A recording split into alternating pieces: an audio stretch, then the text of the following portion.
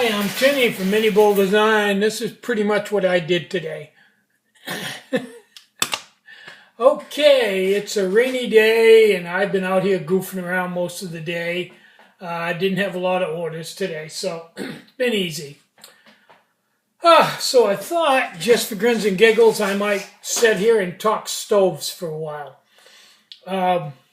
Used to be probably one of the most popular stoves I sold was the Mini Atomic. The Elite also was real popular, but was more expensive, and people didn't want to spend the money, so they'd buy the cheaper stove. But the Elites has been a steady seller right from day one. Now the number one seller is the Gnomes. Basically, the Gnome Turbo. Don't sell many Gnomes. Usually Gnome Turbo. The only thing people usually buy a Gnome for is if they're just going to bake. It's a good stove to just, it's so small, just if we have a bake kit, just throw it in there. It's perfect for baking and doesn't take up any space. It's just dead simple. I was pouring through some stuff the other day and I came across a stove. I'm not even sure what it is. Let me run over on the other side and grab it and come back, and I think I know what it is, but I'm not sure. I'll be right back.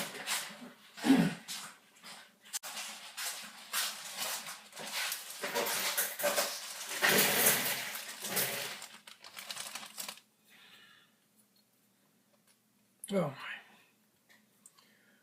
Okay, it's an old stove. It's the old style 4 1/8 ounce cap. And here's the stove. I think it's a M4, but the top's not quite right for an M4. It should have a donut wick on it. So I think it's an M4 kind of, but because it doesn't have the donut wick on it and it doesn't have a droop top, it's a little different. It's like kind of like custom M4. M4 base with like a kind of a modified original bongo top on it. Anyway, and it's a remote feed stove. It's not a snorkel stove. Just the old-fashioned remote. Because it's not a snorkel stove, I can't charge a lot for it. But I'm thinking about taking stuff like this and also stuff that I've goofed up a little bit but still works fine. For example, the other day I was making, I think yesterday I was making remote Gnome, no, just Gnome turbos and Gnome caps. And I had a cap in the die expanding it and I dropped it. Well, it put a dent in the top corner of it, but you know, you run the sizing die through it. It was it was in the sizing die when it happened, so it didn't affect the fit or anything, but cosmetically it's got a flat corner on it, so you can't sell it. You know, a lot of stuff like that.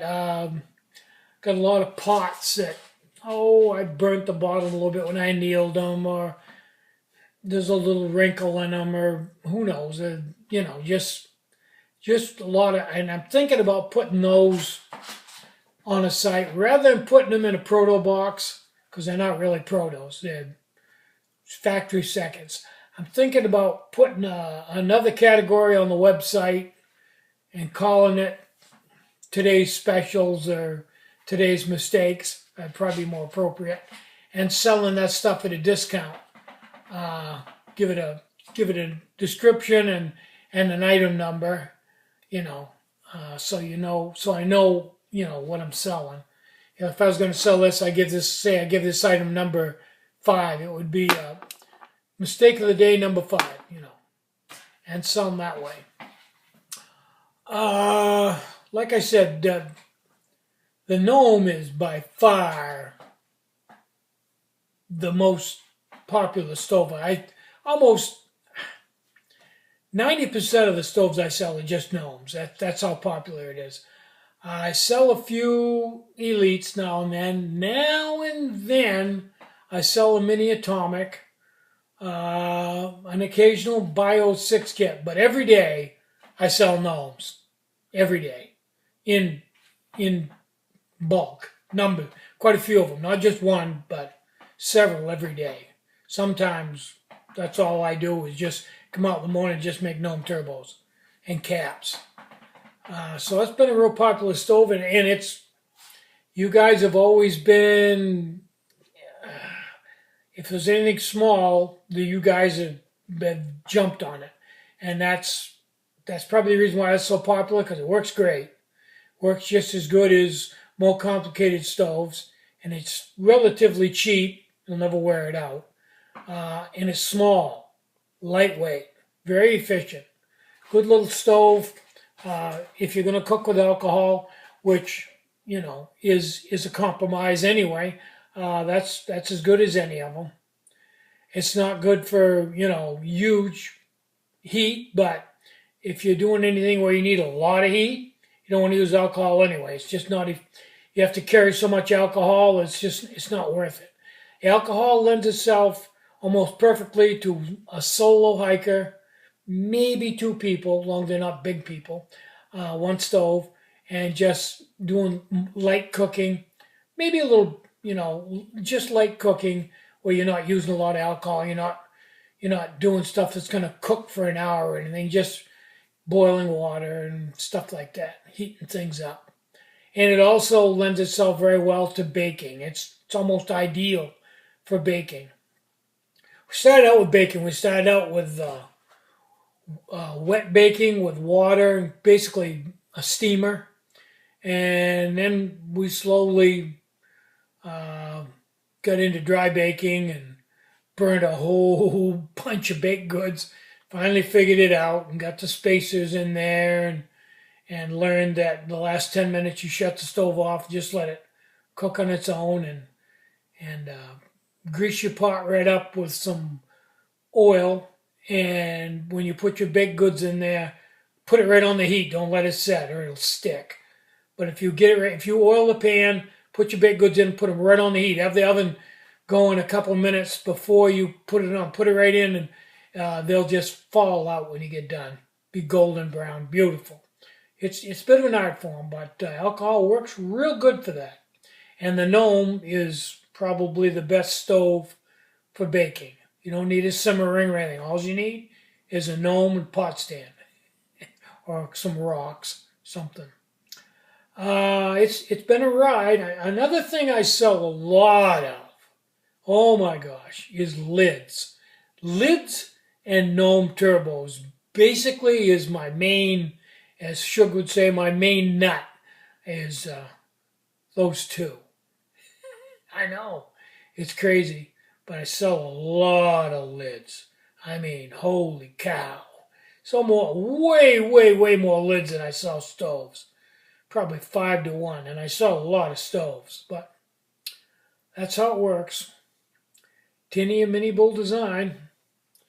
Ironically, the stove with the silicone tubing remote feed, don't sell hardly any of those anymore. That's been replaced by the self-contained gnome, which is the best of both worlds. Times change. I'll probably invent something else someday, but not right now. Between the gnome and the SS2, I don't know where you'd go from there. I have to think on that one a while. We need some new material or technology to rear its head, so I'll have something new to work with. Okay, well, I'm going to play with my laser pistol here a little bit more.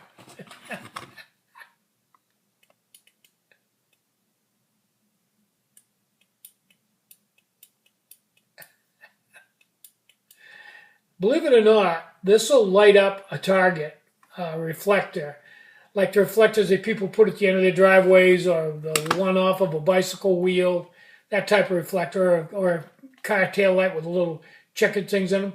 It'll light it up alarmingly bright at 100 yards. I couldn't believe it. I've been testing it out.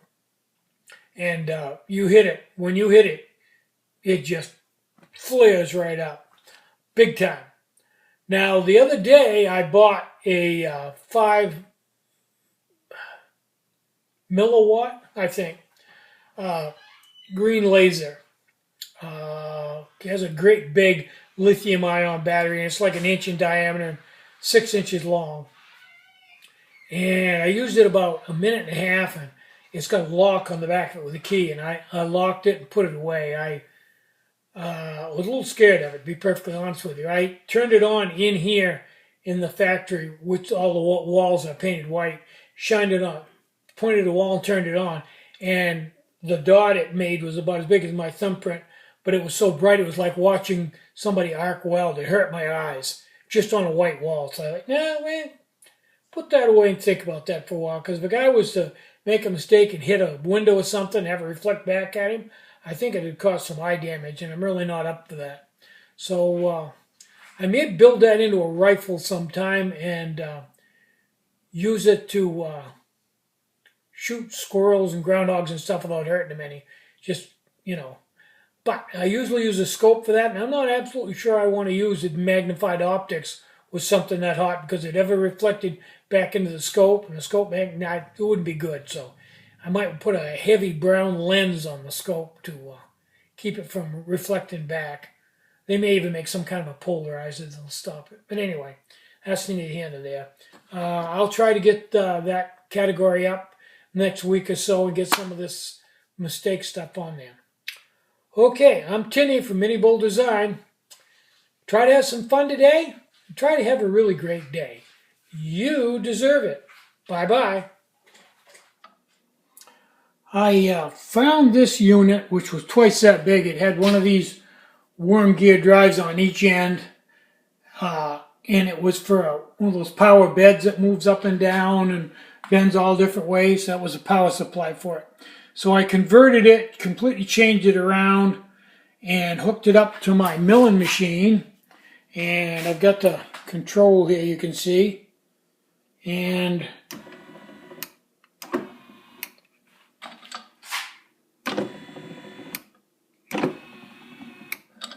so, let me get down here so I can show you what I'm doing. Give you some idea how it works. Okay, get my fingers out in front of the lens. There we go, right there.